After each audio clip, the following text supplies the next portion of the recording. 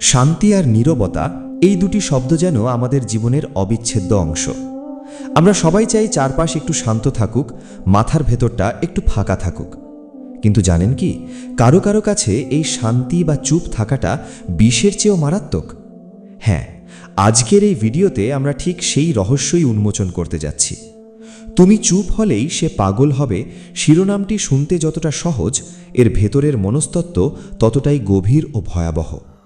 আমরা প্রায়শই ভাবি কারো সঙ্গে কথা না বলা, তাকে এড়িয়ে যাওয়া বা ইগনোর করা মানে হয়তো কিছু সময়ের জন্য দূরত্ব তৈরি করা। কিন্তু এই দূরত্বই যখন অতিরিক্ত মাত্রায় পৌঁছে যায়, তখন তা একজন সাধারণ মানুষকেও কিভাবে উন্মাদনার দ্বারপ্রান্তে নিয়ে যায়, আজকের আলোচনায় তা তুলে ধরব। আমাদের প্রতিটি সম্পর্কেই নীরবতার একটা নিজস্ব ভাষা থাকে। মা বাবার সঙ্গে একটু চুপ থাকা মানে হয়তো সম্মান, বন্ধুর সঙ্গে চুপ থাকা মানে হয়তো গভীর বোঝাপড়া। কিন্তু যখন সেই চুপ থাকাটাই হয়ে ওঠে অস্ত্র, যখন ইচ্ছে করে কাউকে উপেক্ষা করা হয়, তখন তার নীরব নির্যাতনে পরিণত হয়। আপনি কি কখনো লক্ষ্য করেছেন, কোনো প্রিয়জন যখন আপনার সঙ্গে কথা বলা বন্ধ করে দেয়, তখন আপনার মনের ভেতর কেমন অশান্তি তৈরি হয়? হাজারো প্রশ্ন ঘুরপাক খায়। আমি কি ভুল করলাম? কেন সে আমার দিকে তাকাচ্ছে না? এর উত্তর পেতে পেতে একসময় মানুষ নিজের অজান্তেই মানসিক চাপে ভেঙে পড়ে। আর এখানেই আসল রহস্য। আমাদের মস্তিষ্ক এমনভাবে তৈরি যে এটি সবসময় সামাজিক যোগাযোগকে প্রাধান্য দেয়। যখন সেই যোগাযোগ হঠাৎ বন্ধ হয়ে যায়, তখন মস্তিষ্ক অ্যালার্ম বাজাতে শুরু করে। গবেষণায় দেখা গেছে, কোনো সম্পর্কে ইগনোর করা বা চুপ থাকা মস্তিষ্কের সেই অংশকে সক্রিয় করে যেটা শারীরিক ব্যথা অনুভব করায়। হ্যাঁ, আপনি ঠিক শুনেছেন, নীরবতা শারীরিক যন্ত্রণার মতোই কাজ করে। যাকে আপনি চুপ করে রাখছেন, তার মনের মধ্যে প্রতিনিয়ত এক ধরনের যুদ্ধ চলে। সে বারবার ভাবতে থাকে হয়তো পরবর্তী মুহূর্তে আপনি কথা বলবেন। কিন্তু আপনি যখন বারবার তাকে উপেক্ষা করেন, তখন তার ধৈর্যের বাঁধ ভেঙে যায়। একসময় সে নিজের ওপর নিয়ন্ত্রণ হারিয়ে ফেলে। সেই নিয়ন্ত্রণহীনতাই কিন্তু পাগল হওয়ার প্রথম ধাপ। শুধু সম্পর্ক নয়, কর্মক্ষেত্রে ওই নীরবতা মারাত্মক প্রভাব ফেলে। বস যখন কোনো কর্মচারীর সঙ্গে দিনের পর দিন কথা বলে না, তাকে কোনো কাজের দায়িত্ব দেয় না, অথচ তার অস্তিত্ব উপেক্ষা করে, সে কর্মচারী দিন দিন আত্মবিশ্বাস হারায়। নিজের অস্তিত্ব নিয়েই সন্দেহ তৈরি হয়। এক পর্যায়ে সেই সন্দেহ, হতাশা আর রাগের মিশ্রণে একজন শান্ত মানুষেরও স্বাভাবিক আচরণ বিগড়ে যায়। এই ভিডিওতে আমরা ঠিক সেই মুহূর্তগুলোর সন্ধান করব যখন চুপ থাকা একজন মানুষকে পাগলের কাতারে দাঁড় করিয়ে দেয়। বাংলাদেশের সামাজিক প্রেক্ষাপটে তো এই ব্যাপারটি আরও প্রকট। আমাদের সংস্কৃতিতে অনেক সময় আমরা মুখ খুলে কিছু বলতে চাই না, কিন্তু মনে মনে ক্ষোভ পুষে রাখি। সেই ক্ষোভ যখন চুপ থাকার মাধ্যমে প্রকাশ পায়, তখন বিপরীত পক্ষ বুঝতেই পারে না কি হচ্ছে। দীর্ঘদিন এই চক্র চলতে থাকলে সম্পর্কের ভিত ফেটে যায়, ভাঙে পরিবার, নষ্ট হয় সুন্দর একটা জীবন। কিন্তু আমরা কি কখনো ভেবেছি একটিমাত্র কথার অভাবে কি মহা বিপদ ডেকে আনা যায়? তাই আজকের এই ভিডিওটি শুধু একটি সতর্কবাণী নয়, এটি এক আয়না যা দেখিয়ে দেবে আপনার চুপ থাকার অভ্যাস কিভাবে অন্যকে ধ্বংসের পথে ঠেলে দিতে পারে। আমরা 4টি গুরুত্বপূর্ণ পয়েন্টের মাধ্যমে এই বিষয়টির প্রতিটি দিক বিশ্লেষণ করব। প্রথমত, নীরবতার মনস্তাত্ত্বিক প্রভাব কিভাবে কাজ করে। দ্বিতীয়ত, সম্পর্কের উপর এর দীর্ঘমেয়াদী ক্ষতিকর প্রভাব। তৃতীয়ত, কিভাবে এই অভ্যাস একজন মানুষকে আক্ষরিক অর্থেই পাগল বানিয়ে দেয়। এবং শেষ পয়েন্টে, এই পরিস্থিতি থেকে উত্তরণের কার্যকরী উপায়। আপনি যদি এই গুরুত্বপূর্ণ আলোচনা পুরোটা দেখতে এবং নিজের বা আপনার প্রিয়জনের জীবনকে বিষণ্ণতা থেকে বাঁচাতে চান, তাহলে এই ভিডিওটি একদম শেষ পর্যন্ত দেখুন। আর যদি আমাদের এই উদ্যোগ ভালো লাগে, যদি মনে হয় এই তথ্যগুলো আপনার কাজে আসবে, তাহলে অবশ্যই ভিডিওটি লাইক করুন। আপনার বন্ধু বা পরিবারের কেউ হয়তো এই সমস্যায় ভুগছেন, তাদের সঙ্গে শেয়ার করে এই সম্পর্কে সচেতন করুন। নিচে কমেন্ট বক্সে জানাবেন আপনার জীবনে কি কখনো এমন পরিস্থিতি তৈরি হয়েছে। আর নিয়মিত এইরকম সচেতনতামূলক ও গবেষণালব্ধ কন্টেন্ট পেতে আমাদের চ্যানেলটি সাবস্ক্রাইব করে রাখতে ভুলবেন না এবং পাশের বেল আইকনটি প্রেস করে দিন, যাতে আমাদের প্রতিটি আপডেট আপনি প্রথমে পেতে পারেন। চলুন তাহলে শুরু করা যাক আমাদের প্রথম পয়েন্টের আলোচনা, নীরবতার মনস্তাত্ত্বিক প্রভাব। আমাদের মস্তিষ্ক একটি সামাজিক অঙ্গ। এটি জন্ম থেকেই অন্য মানুষের সাথে যোগাযোগ স্থাপন, মুখের অভিব্যক্তি পড়া এবং শব্দের মাধ্যমে আবহাওয়া বুঝতে শেখে। যখন কোনো সম্পর্কের মধ্যে হঠাৎ করেই নীরবতা তৈরি হয়, তখন এই সামাজিক মস্তিষ্ক আক্ষরিক অর্থেই সংকটে পড়ে যায়। নীরবতার মনস্তাত্ত্বিক প্রভাবকে যদি আমরা বৈজ্ঞানিক দৃষ্টিকোণ থেকে বিশ্লেষণ করি তাহলে দেখতে পাব যে এটি শুধু মানসিক কষ্ট নয়, বরং এটি শারীরবৃত্তীয় পরিবর্তনও ঘটায়। গবেষকরা প্রমাণ করেছেন যে যখন একজন মানুষ ইগনোর বা সাইলেন্ট ট্রিটমেন্টের শিকার হন, তখন তার মস্তিষ্কের অ্যান্টিরিয়ার সিঙ্গুলেট কর্টেক্স নামক অংশটি সক্রিয় হয়ে ওঠে, যে অংশটি শারীরিক ব্যথা অনুভব করায়। অর্থাৎ যাকে আপনি চুপ করে রাখছেন তার মস্তিষ্ক ঠিক তেমনই ব্যথা পায় যেমন ব্যথা হয় কোনো ধারালো বস্তুতে কাটা লাগলে। এই ব্যথা কিন্তু সহজে সহ্য করার মতো নয়। প্রথমে এটি হালকা উদ্বেগ হিসেবে দেখা দেয়। মানুষ ভাবতে শুরু করে, আমি কি ভুল করলাম? সে কেন আমার সাথে কথা বলছে না? এই প্রশ্নগুলো ঘন্টার পর ঘন্টা তার মনের ভেতর ঘুরপাক খায়। এর জবাব না পাওয়ায় মস্তিষ্ক আরও বেশি সংকেত পাঠাতে থাকে এবং উদ্বেগ ধীরে ধীরে তীব্র আকার ধারণ করে। পরবর্তী পর্যায়ে আসে হতাশা। যখন বারবার চেষ্টা করেও কোনো সাড়া না পাওয়া যায়, তখন মস্তিষ্কের ডোপামিন ও সেরোটোনিনের মাত্রা কমতে শুরু করে।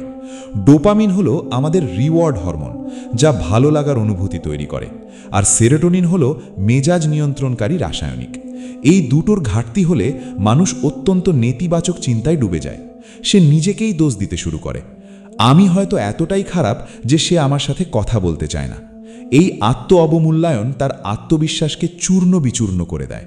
শুধু তাই নয়, দীর্ঘদিন নীরবতার শিকার থাকলে মস্তিষ্কের অ্যামিগডালা অংশটি অত্যন্ত সংবেদনশীল হয়ে ওঠে। অ্যামিগডালা হলো আমাদের ভয় ও রাগের কেন্দ্র। এটি যখন অতি সক্রিয় হয়ে ওঠে তখন মানুষ ছোটখাটো বিষয়েও অতিরিক্ত প্রতিক্রিয়া দেখায়। অন্যদিকে প্রিফ্রন্টাল কর্টেক্স, যেটা আমাদের যুক্তি ও সিদ্ধান্ত নেবার ক্ষমতা নিয়ন্ত্রণ করে, সে দুর্বল হতে থাকে। ফলে মানুষ আবেগের বশবর্তী হয়ে এমন কাজ করে ফেলে যা পরে তার জন্য লজ্জার কারণ হয়। আরেকটি গুরুত্বপূর্ণ দিক হল নীরবতা আসক্তিমূলক আচরণও তৈরি করতে পারে। যে ব্যক্তি বারবার ইগনোর হচ্ছে, সে প্রতিনিয়ত ফোন চেক করে, মেসেজ দেখে বা অন্য কোনো মাধ্যমে প্রতিক্রিয়া খোঁজে। এটাকে সাইকোলজিতে অ্যাংজাইটি অ্যাটাচমেন্ট বলে। এই অবস্থায় তার ঘুম নষ্ট হয়, খাবারের রুচি কমে যায় এবং শরীরে কর্টিসল হরমোনের মাত্রা বেড়ে যায়। কর্টিসল হলো স্ট্রেস হরমোন, যা দীর্ঘমেয়াদী ক্ষেত্রে ওজন বৃদ্ধি, উচ্চ রক্তচাপ এবং রোগ প্রতিরোধ ক্ষমতা কমিয়ে দেয়। একসময় মানুষের চিন্তার ধারাটি সম্পূর্ণ বিকৃত হয়ে যায়। সে বাস্তবতাকে আর সঠিকভাবে মূল্যায়ন করতে পারে না। যেমন হতে পারে বিপরীত পক্ষটা তার ব্যক্তিগত কোনো সমস্যায় চুপ রয়েছে, কিন্তু ইগনোর করা মানুষটি সেটা না বুঝতে পেরে ধরে নেয় যে এটা ইচ্ছাকৃত অপমান। এই ভুল ধারণা সম্পর্কের ভিত আরও গভীর ফাটল ধরে। নীরবতার এই প্রক্রিয়াটি ধীরে ধীরে চললেও এর ফলাফল অত্যন্ত দ্রুত আসে। শুরুতে মানুষ শুধু অস্বস্তি বোধ করে, কিন্তু কয়েকদিনের মধ্যেই তা ক্লিনিক্যাল ডিপ্রেশনে রূপ নিতে পারে। আর যখন এই ডিপ্রেশন চূড়ান্ত পর্যায়ে পৌঁছায়, তখন মন থেমে যায় নিজের অস্তিত্ব নিয়েই প্রশ্ন তুলতে। যারা দীর্ঘদিন ধরে কারো নীরবতার শিকার হন, তারা প্রায়ই বলে থাকেন, আমি যদি ওর কাছে কিছু নাও বলতাম তাহলে হয়তো এত কষ্ট পেতাম না। এই উক্তিটি কিন্তু প্রকৃত মনস্তাত্ত্বিক সত্যকে প্রতিফলিত করে। কারণ মানুষের মন শব্দের চেয়ে নীরবতাকে বেশি মারাত্মকভাবে গ্রহণ করে। নীরবতা শব্দের চেয়ে বেশি অর্থ বহন করে। এটা বোঝায় উদাসীনতা, অবহেলা আর এক ধরনের চূড়ান্ত প্রত্যাখ্যান। মনস্তত্ত্ববিদরা বলেন, কোনো সম্পর্কে যদি এক পক্ষ নীরব থাকে, তাহলে অন্য পক্ষ সেই নীরবতার ভেতর নিজের সবচেয়ে খারাপ কল্পনাকে সত্যি করে ফেলে। সে ভাবে, ও হয়তো আমাকে আর ভালোবাসে না, ও হয়তো অন্য কাউকে পেয়েছে, ও হয়তো আমার উপস্থিতিই ঘৃণা করে, যদিও বাস্তবে ঘটনা সম্পূর্ণ ভিন্ন হতে পারে। এই দৃষ্টিভঙ্গির ভুল বোঝাবুঝি তাকে আরও অস্থির করে তোলে। দিন দিন তার সহ্য ক্ষমতা কমে যায়, সামান্য আওয়াজেও তার বিরক্তি বেড়ে যায়, আর একসময় সে নিজের সঙ্গেই অদ্ভুত আচরণ করতে শুরু করে। অনেক সময় তারা কল্পা সাহিত্যের চরিত্রের মতো কল্পনায় বাস করতে শুরু করে, যেখানে তারা নিজেরা কথা বলে, নিজেরাই উত্তর দেয়, কারণ বাস্তবের সেই ব্যক্তিটি তাদের জন্য উপলব্ধ নয়। এই অবস্থাকে সহজ ভাষায় বলা যায় মানসিক ভাঙন। আর এই ভাঙনের মূলে কিন্তু কোনো বড় দুর্ঘটনা নয়, শুধু কারো একটি চুপ থাকা। তাই নীরবতার এই মনস্তাত্ত্বিক প্রভাবকে গুরুত্ব না দিলে চরম পরিণতি এড়ানো সম্ভব নয়। আমাদের বুঝতে হবে, কথা না বলাটা অনেক সময় দুর্বলতার লক্ষণ নয়, বরং নিষ্ঠুরতার লক্ষণ, যদি তা ইচ্ছাকৃতভাবে কাউকে কষ্ট দেবার জন্য ব্যবহার করা হয়। তাই নিজের ও অন্যের মানসিক স্বাস্থ্যের কথা ভেবে আমরা যেন নীরবতাকে কখনো অস্ত্র হিসেবে ব্যবহার না করি, সেই সচেতনতাই আজকের এই পয়েন্টের মূল বার্তা। নীরবতা যখন কোনো সম্পর্কের স্থায়ী সঙ্গী হয়ে ওঠে তখন সেই সম্পর্ক ধীরে ধীরে শূন্যতার দিকে এগিয়ে যায়।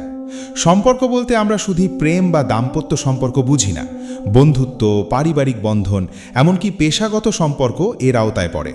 সম্পর্কের মূল ভিত্তি হল বিশ্বাস, যোগাযোগ এবং পারস্পরিক শ্রদ্ধা। নীরবতা এই তিনটি স্তম্ভকেই একে একে দুর্বল করে ফেলে। প্রথমে আক্রান্ত হয় যোগাযোগ। যখন একজন মানুষ কথা বলা বন্ধ করে দেয় তখন অন্যজন বুঝতে পারে না কিভাবে পরিস্থিতির উন্নতি করা যায়। শুরু হয় একমুখী প্রচেষ্টা। যে ব্যক্তি নীরবতার শিকার সে নানা উপায়ে যোগাযোগ স্থাপনের চেষ্টা করে, মেসেজ দেয়, ফোন করে, মুখোমুখি দাঁড়ায়, কিন্তু প্রতিবারই ফিরে আসে ফাঁকা জবাব বা সম্পূর্ণ উপেক্ষা। এই একমুখী প্রচেষ্টা দিনের পর দিন চলতে থাকে এবং একসময় সেই মানুষের ভেতর এক ধরনের ক্লান্তি তৈরি হয়। মনস্তাত্ত্বিক ভাষায় একে রিলেশনশিপ বার্নআউট বলে। এরপর দ্বিতীয় পর্যায়ে ভেঙে পড়ে বিশ্বাস। বিশ্বাস তৈরি হয় অনেক সময় আর অভিজ্ঞতার মাধ্যমে, কিন্তু ভাঙতে পারে একটিমাত্র নীরবতায়। যখন কেউ ইচ্ছাকৃতভাবে চুপ থাকে তখন অন্যজন ভাবতে শুরু করে যে এই ব্যক্তির কাছে তার কোনো মূল্য নেই। তার সব অনুভূতি, আবেগ, প্রয়োজন সব কিছুই যে উপেক্ষিত হচ্ছে, এই বোধ তার মনের গভীরে দাগ কাটে।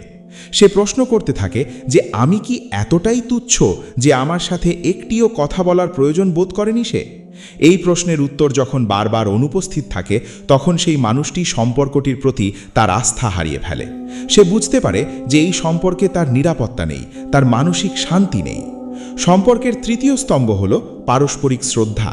নীরবতা শ্রদ্ধার সবচেয়ে বড় শত্রু, কারণ শ্রদ্ধা মানে হলো অন্যের অস্তিত্বকে স্বীকৃতি দেওয়া, তার মতামতকে গুরুত্ব দেওয়া। কিন্তু যখন কেউ আপনাকে ইগনোর করে তখন সে মূলত বলছে তোমার অস্তিত্ব আমার কাছে কিছুই না। এই বার্তা অত্যন্ত নিষ্ঠুর এবং আঘাতমূলক।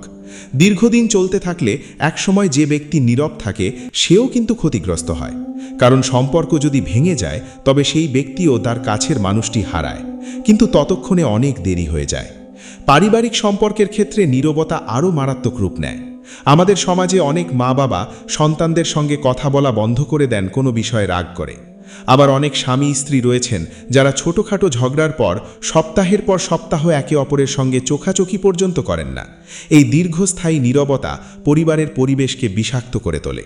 ঘরের শিশু কচিরা এই উত্তেজনা টের পায়, তাদের মনেও ভয় কাজ করে। একসময় তারাও নিজেরাও যোগাযোগে অনীহা প্রকাশ করে। এভাবে নীরবতা প্রজন্ম থেকে প্রজন্মে স্থানান্তরিত হয়। বন্ধুত্বের সম্পর্কেও নীরবতা প্রায়শই সম্পর্কচ্ছেদের কারণ হয়ে দাঁড়ায়। ঘনিষ্ঠ বন্ধুদের মধ্যে কোনো ভুল বোঝাবুঝি হলে অনেকেই সরাসরি মুখোমুখি হয়ে কথা বলার চেয়ে চুপ থাকাকেই পছন্দ করেন। তারা ভাবেন সময় সব ঠিক করে দেবে, কিন্তু সময় ঠিক করে না, সময় আরও দূরত্ব তৈরি করে। যখন একজন বন্ধু আরেকজনকে ডাকে না, খোঁজ নেয় না, অথচ অন্য বন্ধুরা মেতে থাকে, সেই বন্ধুটি আস্তে আস্তে নিজেকে একা অনুভব করে। সে আর সেই গ্রুপে থাকতে চায় না, অনুষ্ঠানে যেতে চায় না, এমনকি সেই বন্ধুর নাম শুনলেই তার মাথা ব্যথা করে। পেশাগত সম্পর্কে নীরবতার প্রভাব অফিসের উৎপাদনশীলতাকে সরাসরি ক্ষতিগ্রস্ত করে।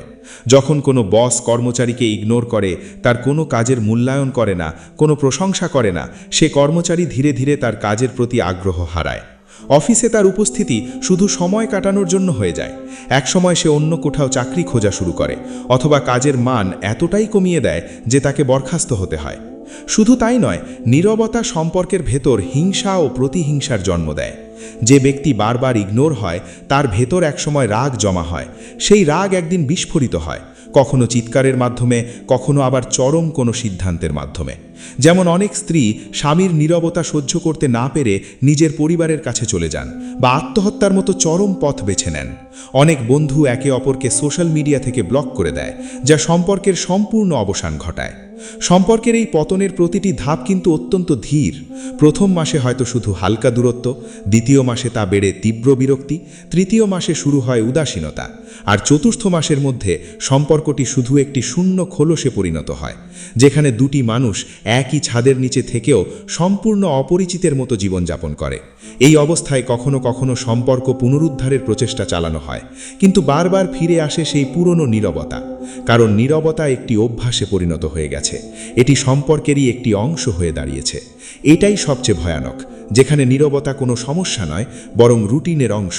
মানুষ নিজের সঙ্গী বা বন্ধুর নীরবতার সাথে অভ্যস্ত হয়ে যায়, ফলে আবেগের তীব্রতাও কমতে থাকে। সম্পর্ক শেষ হয়ে যায় স্বাভাবিকভাবেই, কোনো ঝগড়া, কোনো কান্নাকাটি ছাড়াই, শুধু এক পক্ষের চুপ থাকার কারণে। গবেষণায় দেখা গেছে, যে দম্পতিরা ঝগড়া করে কিন্তু মীমাংসা করে, তাদের সম্পর্ক অধিক স্থায়ী হয়। আর যারা চুপ থাকে, তাদের সম্পর্ক কম সময়ের মধ্যেই ভেঙে যায়।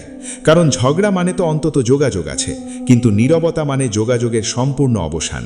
তাই সম্পর্ক যারা দীর্ঘস্থায়ী করতে চান, তাদের এটা বুঝতে হবে।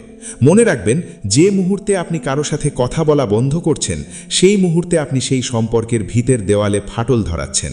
ফাটল একদিন ছিদ্র হয়, ছিদ্র একদিন বড় ফাঁক হয়, আর সেই ফাঁকেই হারিয়ে যায় ভালোবাসা, বিশ্বাস আর আত্মীয়তার বন্ধন। এই পয়েন্টটি আমাদের শিক্ষা দেয়, কোনো সম্পর্কেই নীরবতা কোনো সমাধান নয়, বরং তার সবচেয়ে বড় সমাধান, যা কিছুই সমাধান করে না, শুধু ধ্বংসের পথ প্রশস্ত করে।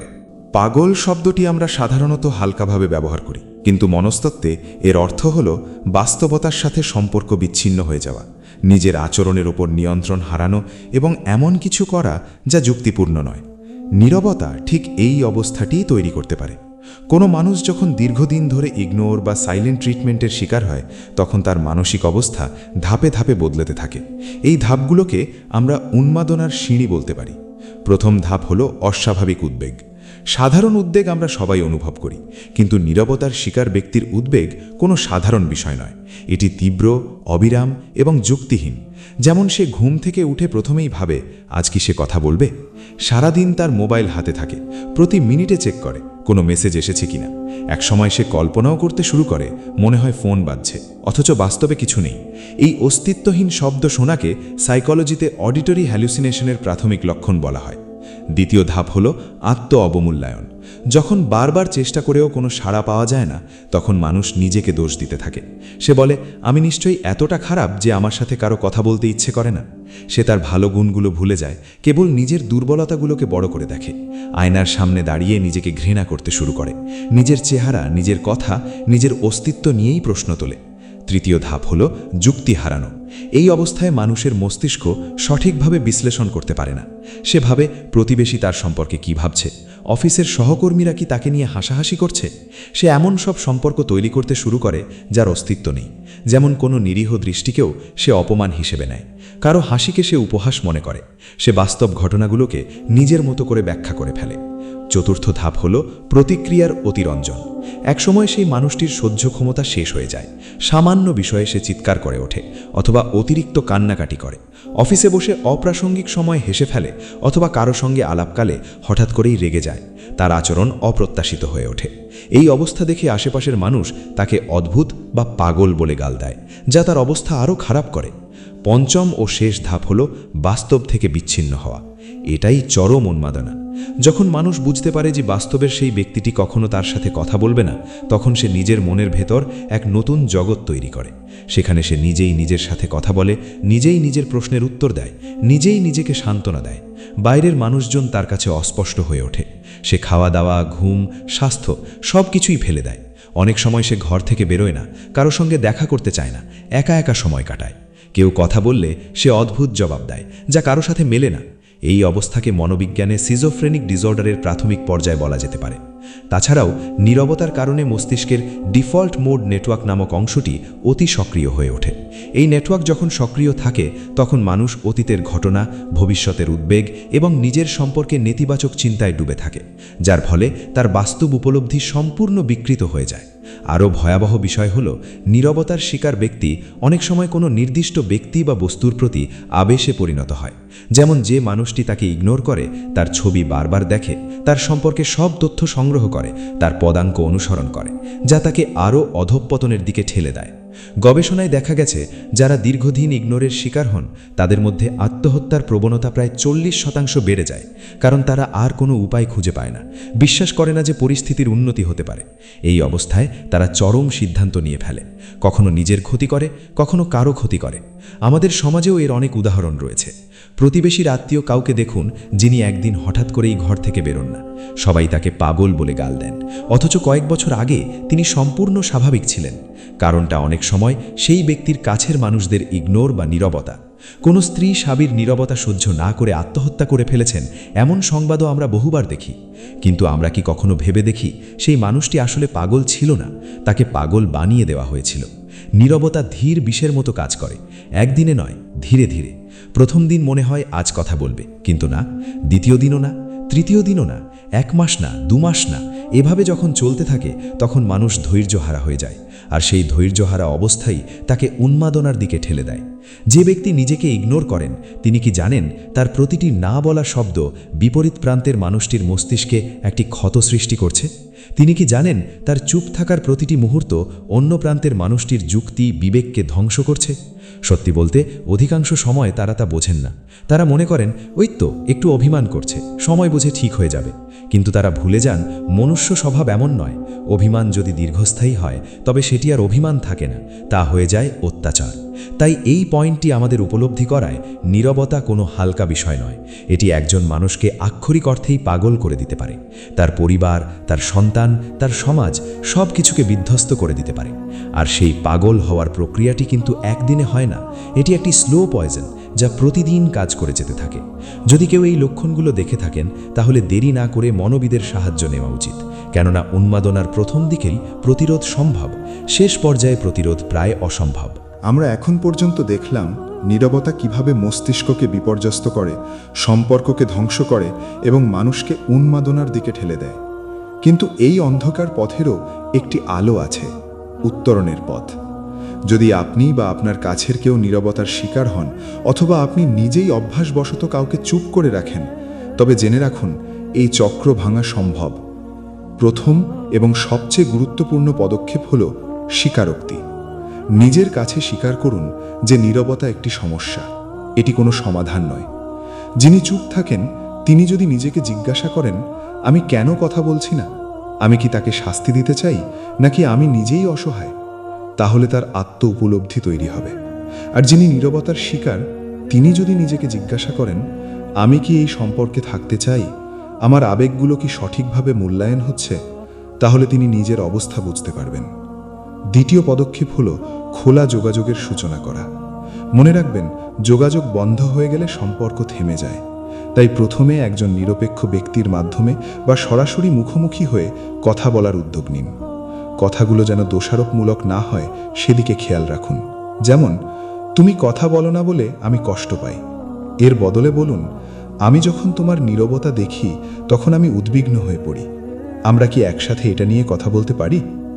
এই পদ্ধতিতে বিপরীত পক্ষ আক্রমণাত্মক বোধ করবে না, বরং সহানুভূতিশীল হবে। তৃতীয় পদক্ষেপ হল সময় নির্ধারণ করা। অনেক সময় ভালো কথা বলার ইচ্ছে থাকলেও সময়টা ঠিক থাকে না। তাই দিনের একটি নির্দিষ্ট সময় রাখুন।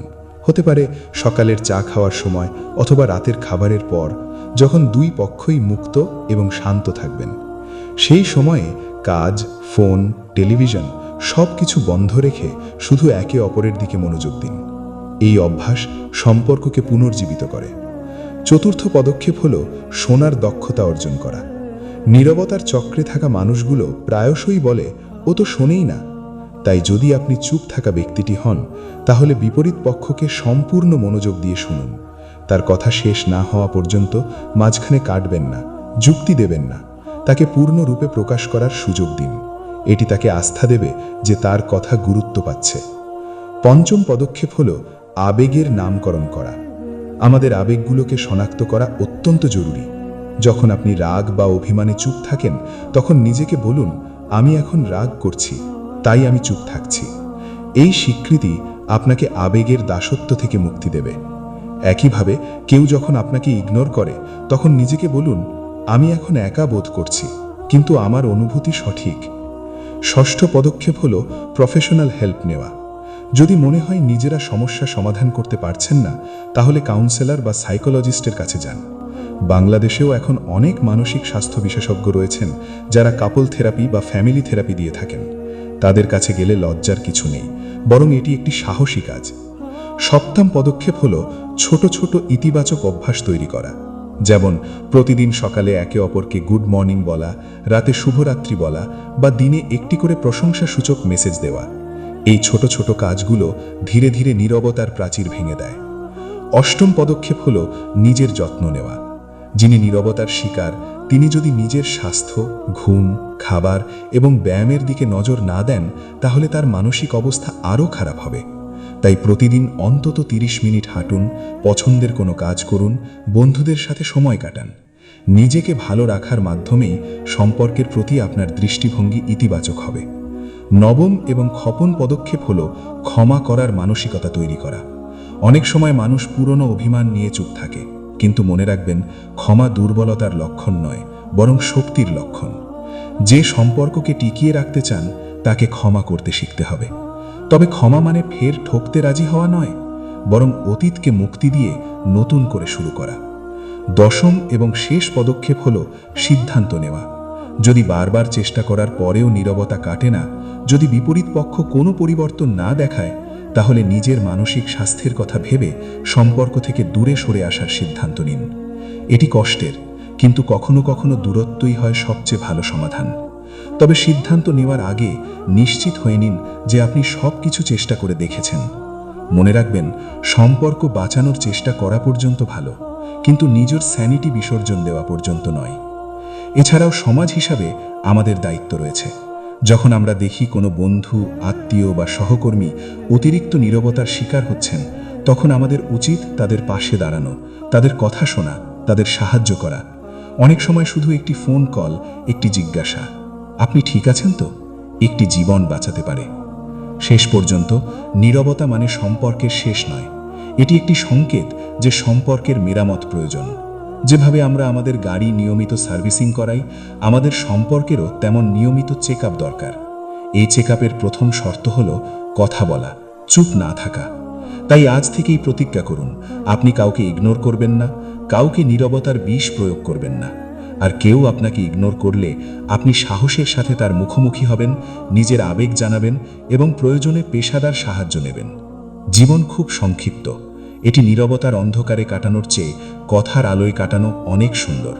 মনে রাখবেন, প্রতিটি শব্দ সুযোগ তৈরি করে, আর প্রতিটি নীরবতা সেই সুযোগকে ধ্বংস করে। সুযোগ নষ্ট করবেন না, সম্পর্কটাকে বাঁচিয়ে রাখুন। আর যদি বাঁচানো না যায়, তাহলে নিজেকে বাঁচিয়ে রাখুন, কারণ আপনিই আপনার জীবনের সবচেয়ে গুরুত্বপূর্ণ মানুষ। এই পয়েন্টটি আমাদের সেই শিখন দেয়, উত্তরণ সবসময় সম্ভব, শুধু প্রয়োজন সঠিক দিক নির্দেশনা এবং সাহসের সাথে সেই পথে হাঁটা। আজকের এই ভিডিওতে আমরা তুমি চুপ হলেই সে পাগল হবে এই শিরোনামের গভীরে ডুব দিয়েছি। 4টি গুরুত্বপূর্ণ পয়েন্টের মাধ্যমে আমরা দেখেছি কিভাবে নীরবতা মস্তিষ্ককে বিপর্যস্ত করে, সম্পর্ককে ধ্বংস করে, মানুষকে উন্মাদনার দ্বার প্রান্তে নিয়ে যায় এবং শেষ পর্যন্ত সেই অন্ধকার থেকে উত্তরণের পথও খুঁজে পেয়েছি। এই আলোচনা শুধু তথ্যবহুল ছিল না, এটি ছিল প্রতিটি মানুষের জন্য এক সতর্কবার্তা এবং এক মশাল। কারণ নীরবতা আমাদের চারপাশে এতটাই সাধারণ যে আমরা এটাকে বিপজ্জনক বলে চিহ্নিত করতেই ভুলে যাই। আমরা ভাবি চুপ থাকাটা কি এমন বড় কথা, কিন্তু আজকের বিশ্লেষণ প্রমাণ করেছে এটি বড় কথা নয়, এটি বড় সংকট। যে ব্যক্তি ইচ্ছাকৃতভাবে চুপ থাকে সে কিন্তু বুঝতে পারে না তার এই একটি অভ্যাস কী মহার্ঘ মূল্য দিতে পারে। ভাঙা মন, ভাঙা ঘর, ভাঙা সমাজ। আর যে ব্যক্তি সেই নীরবতার শিকার হয় তার জীবন কেবল কষ্টের সাগরে ভাসতে থাকে, যেখানে কোনো তীর নেই। এই ভিডিওর মাধ্যমেই আমরা চেয়েছি প্রতিটি মানুষকে সচেতন করতে, সাবধান করে দিতে যে কথা না বললে সম্পর্ক যেমন বাঁচে না, তেমনই মানুষও বাঁচে না। আমরা যেন নীরবতাকে কখনো অস্ত্র হিসেবে ব্যবহার না করি, আবার কারো নীরবতাকে নীরবে সহ্যও না করি। পরিবার, বন্ধু, সহকর্মী, প্রেমিক প্রেমিকা, স্বামী স্ত্রী সব সম্পর্কেই খোলামেলা কথোপকথন প্রাণের স্পন্দন। সেই স্পন্দন থেমে গেলে সম্পর্ক শুধু দেহের মিলন থাকে, প্রাণের মিলন থাকে না। প্রাণের মিলনের জন্য দরকার দুটি মুক্ত কণ্ঠ, দুটি শ্রবণ শক্তি কান আর একটি সহানুভূতিশীল মন। তাই আজকের এই ভিডিও থেকে শিক্ষা নিয়ে আমরা আমাদের নিজেদের জীবনকে আরও সুন্দর, আরও মানসিকভাবে সুরক্ষিত করতে পারি। শুধু নিজের জন্য নয়, আশেপাশের প্রতিটি মানুষের জন্য আমরা হয়ে উঠতে পারি এক টুকরো আশার আলো, যে আলো নীরবতার অন্ধকার দূর করে। শেষ কথায় কথা বলুন, মুক্ত হন, সম্পর্ককে জড়িয়ে ধরুন এবং মানসিক স্বাস্থ্যের যত্ন নিন, কারণ সুস্থ সম্পর্কেই বাস সুস্থ মানুষ, আর সুস্থ মানুষই পারে সুস্থ সমাজ গড়তে। আপনি যদি আজকের এই আলোচনা থেকে উপকৃত হয়ে থাকেন, যদি আপনার কোনো প্রিয়জনকে এই বার্তাটি পৌঁছে দেওয়ার প্রয়োজন হয়, তাহলে এই ভিডিওটি শেয়ার করুন। আপনার একটি শেয়ার হয়তো কোনো এক বিষণ্ণ আত্মাকে নতুন করে বাঁচার পথ দেখাবে। আর আমরা যেন নিয়মিত আপনার জন্য এমন গুরুত্বপূর্ণ বিষয় নিয়ে কন্টেন্ট তৈরি করতে পারি, তার জন্য আমাদের চ্যানেলটি সাবস্ক্রাইব করুন এবং পাশের বেল আইকন টিপে দিন। আপনার মূল্যবান মতামত কমেন্ট বক্সে জানাবেন। আপনি এই বিষয়ে আর কি জানতে চান? আমার প্রতি ভালোবাসা রইল। যত্ন নিন নিজের ও পরের। দেখা হবে পরবর্তী কোনো ভিডিওতে। ততদিন পর্যন্ত সুস্থ থাকুন, সচেতন থাকুন আর কথা বলতে থাকুন। ধন্যবাদ।